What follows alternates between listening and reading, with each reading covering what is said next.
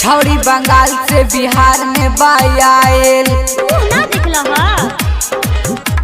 छौरी बंगाल से बिहार में बायाल डीजे पर नचतिया कमर हिलाइल आज पूरा बरतिया के मन पगलाइल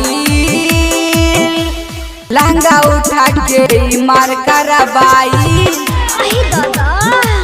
छौरी बंगाल से बिहार में बायाल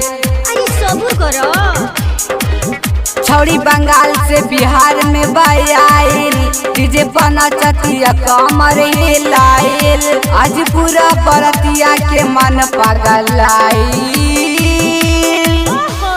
लहंगा उठा के मार करवाई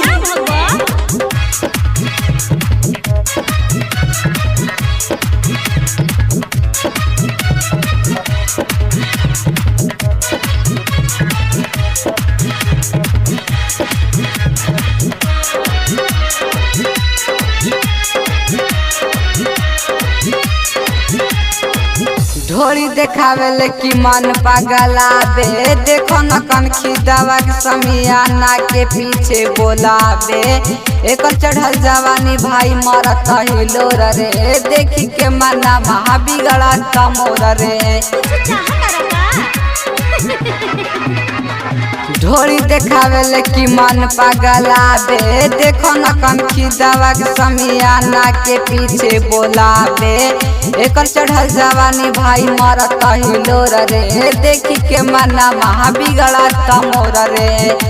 लगत डर एक देखी के खाई लहंगा उठा के मार करवाई छौरी बंगाल से बिहार में बायाल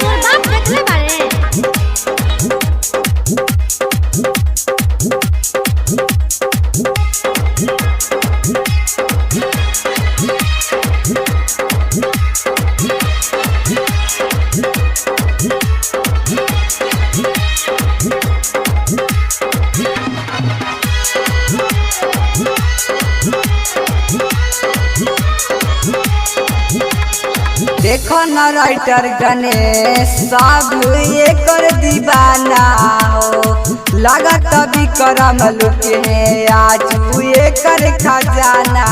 हो देखो न राइटर गणेश सब एकर दीवाना हो लगत विक्रम लुटे